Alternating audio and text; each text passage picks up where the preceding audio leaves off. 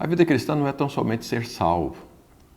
Ser salvo é uma consequência para um projeto maior ainda da parte de Deus para você e para mim, o que infelizmente muitos cristãos não entendem. Então veja, quando você pega uma criança, um adolescente, e ele quer ser um médico, o que ele faz? Ele vê o médico atuando, ele vê as consequências de ser um médico, tanto de prosperidade, quanto de ajuda, quanto de conhecimento, e ele vê o final e aí ele se prepara para ser um médico. Sabe, a vida cristã deveria ser da mesma forma. Eu e você temos que olhar o final daquilo que a palavra de Deus diz e nos preparar para isso. Qual é o final? Vamos ler aqui na palavra de Deus para nós entendermos melhor. Olha o que diz lá em Apocalipse capítulo 21. Apocalipse capítulo 21, verso 5 diz o seguinte, a partir do verso 5.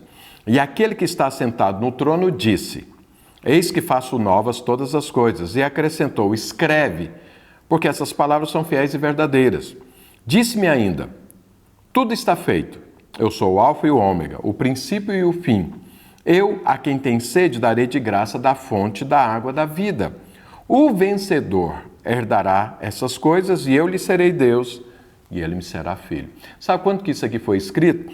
Isso aqui foi escrito há 2000 anos e se refere ao final desse tempo presente que eu e você vivemos.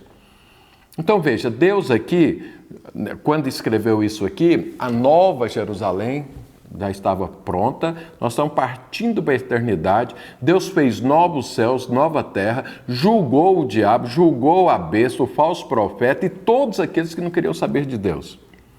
E aí começa, propriamente dito, a nossa eternidade, a minha e a sua com Deus. Então o final é isso aqui. Só que nesse final, olha o que Deus fala. O vencedor herdará essas coisas, e eu lhe serei Deus, e ele me será filho. O vencedor. Então, tudo isso que Deus está preparado, todo esse plano da redenção, tudo que acontece, tudo que Deus fez, tudo que Deus faz, tudo que Deus ainda fará, é para o vencedor. Agora, então, é muito importante eu e você saber quem é o vencedor. Porque isso é muito importante, porque somente o vencedor é que vai herdar toda essa vida eterna, tudo o que Deus ainda vai fazer, que olhos não viram e ouvidos não ouviram, é o que Deus vai fazer ainda. Esse mundo que nós vemos, esse mundo que nós apalpamos, tudo isso vai ser destruído. Então, o vencedor. Então, o que é um vencedor? Você sabe aí no mundo o que é um vencedor, aquele que tem muito dinheiro. Você sabe o que é um vencedor, um jogador de futebol? É o craque. Você sabe o que é um vencedor, um cientista? É aquele cara que descobriu coisa que ninguém ainda descobriu. Mas o que é um vencedor? Porque aqui está falando o vencedor. Qual é a métrica? Como que é que eu vou medir um vencedor? Quais são os sinais de um vencedor quando Deus fala? O que é um vencedor para Deus? Eu e você precisamos entender isso. Porque é para esses que vai estar reservado tudo isso. E eu e você queremos fazer parte disso, eu tenho certeza absoluta. Então veja, o vencedor para Deus é aquele que venceu algo. E venceu o quê? Todas as barreiras, todas as dificuldades, todas as tribulações que são colocadas para te impedir de conquistar aquilo para o qual Deus te conquistou. Deus te conquistou para algo. Esse algo, quando você conclui, quando você termina, Deus chama de vencedor. Esse algo é que você seja 100% Jesus. Que você não só tenha a vida de Jesus dentro de você, mas que você pense, que você sinta e que você haja como Jesus Cristo. Isso é o propósito eterno de Deus para você e para mim. Todos que foram chamados para isso. Todos. E Deus define um propósito, um caminho para que você se torne esse vencedor. Então veja, esse é o final. O que é um vencedor? É chegar no final da minha vida aqui como Jesus Cristo.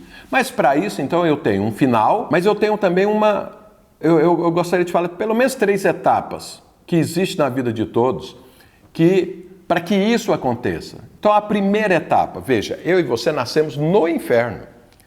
No inferno. Todo ser humano já nasce no inferno. Porque isso aconteceu lá no Éden. A partir dali, toda a descendência de Adão já nasce no inferno. Então veja, para que isso aconteça, para que esse propósito aconteça, então Deus precisa tirar você do inferno. Mas acontece que lá, nesse mundo onde nós nascemos, que é o mundo do diabo, a Bíblia fala claramente isso, nós aprendemos a pensar, a sentir, a desejar, a fazer coisas, a agir, ter comportamento, postura, de acordo com o inferno. E essas coisas precisam ser mudadas das nossas vidas. Então veja, Deus tem um alvo para mim. Então, para que esse alvo aconteça, então a primeira coisa é que Deus precisa te libertar disso, precisa te tirar desse mundo. Segundo, Deus precisa te preparar. Terceiro, você precisa entrar nesse propósito divino e chegar nele até o final. Esses são os vencedores. Então são 3 etapas: a libertação, a preparação e a conquista. Deixa eu te dar um exemplo, para você ver isso na prática. Vamos pegar a vida do apóstolo Paulo. Paulo era um homem que pensava que estava servindo a Deus. E qual era o ofício de Paulo quando a gente vê Paulo aqui na Bíblia? Ele matava crente, ele destruía igrejas. Então Paulo começa a vida dele, ele apedrejando Estevão. É aí que começa a vida de Paulo. E depois que ele fez isso, ele pegou a autorização dos fariseus, do Sinédrio, para ir para Damasco, chegar lá e destruir a igreja que havia ali. E aí ele foi. No caminho para Damasco, Jesus aparece para ele. E aí o que aconteceu com Paulo? Ele foi liberto das trevas, ele foi liberto daquilo que ele imaginava que era certo. Foi liberto ali. O que aconteceu com Paulo depois disso? Então veja, Paulo foi liberto das trevas para o reino de Deus. Mas logo em seguida, Paulo começou a ser preparado. Ele entrou nesse caminho de preparação. Tem várias passagens falando sobre isso, mas eu quero pegar a última.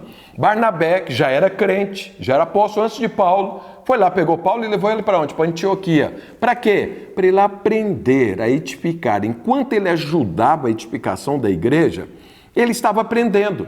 Mas o alvo de Deus com Paulo era para a edificação de Antioquia? Não, Deus tinha muito mais do que isso. Isso era só uma preparação de Paulo. E ele passou ali junto com Barnabé, aprendendo, edificando, sendo edificado e cresceu. Depois de um tempo, olha o que a palavra de Deus diz. Está aqui em Atos capítulo 13. Olha o que acontece. Atos capítulo 13, a partir do verso 1. Havia na igreja de Antioquia profetas e mestres: Barnabé, Simeão, por sobrenome Níger, Lúcio de Cirene, Manaém, Colasso de Horácio, o tetrarca e Saulo. Servindo eles ao Senhor e jejuando, disse o Espírito Santo: separai-me agora Barnabé e Saulo para a obra que os tenho chamado. Então, jejuando e orando, impondo sobre eles as mãos, os despediram. Agora eu te pergunto o seguinte: olha o que é que o Espírito Santo falou? Separa para mim Paulo e Barnabé para a obra que os tenho chamado. Eu te pergunto o seguinte: até agora, o que Paulo estava fazendo? Não era obra de Deus? Não era uma obra divina? Paulo ele não teve um encontro com Jesus na estrada de Damasco, ele não entrou lá na igreja de Damasco, já estava pregando, ele não foi batizado, ele não foi batizado no Espírito Santo, ficou cego com a experiência, voltou a enxergar, ele não pregava, teve que correr, mas tudo isso era preparação. Até aqui, Paulo foi liberto e foi preparado. Para quê? Para uma obra que ele tinha para fazer. Então eu vou te falar uma coisa: você foi liberto, você está sendo preparado, mas existe uma obra, está sendo preparado para essa obra, e é a conquista dessa obra, a conclusão dessa obra que vai te tornar um vencedor, e o vencedor é o que vai herdar todas as coisas, como nós vimos. Tempos depois que Paulo foi liberado, veja que a igreja o liberou, vai para a obra que tem. Qual foi a obra que Deus chamou Barnabé e Paulo para fazer? Edificação de igrejas. Eles eram apóstolos, eles chegavam, pregavam o evangelho, as pessoas se convertiam, batizavam as pessoas, abençoavam as pessoas, ensinavam as pessoas, estruturavam a igreja e ia embora. A igreja ficava ali formada. Essa era a obra. Essa era a obra que Deus tinha para Paulo. Mas ele precisou ser liberto, depois precisou ser preparado e depois concluir essa obra.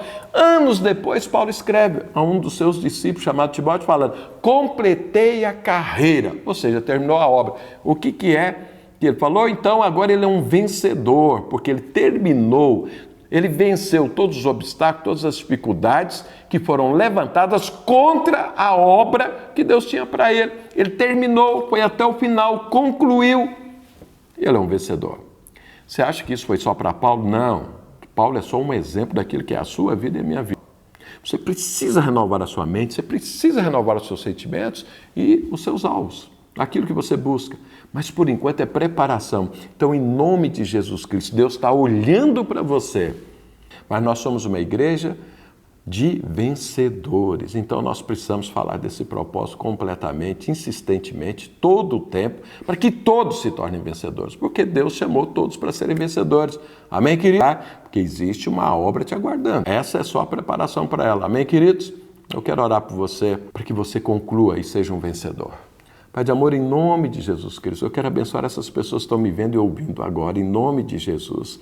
Que haja clareza de propósito, que haja disposição de trabalho, de conclusão do teu propósito em nome de Jesus Cristo. Porque existe uma obra aguardando e o teu desejo é que a gente termine a carreira para a qual nós fomos conquistados. Há algo para conquistar, há algo que vai transformar as nossas vidas e que haja essa clareza. Que haja uma dedicação, uma consagração a isso, por todos esses que estão me vendo e ouvindo, em nome de Jesus Cristo.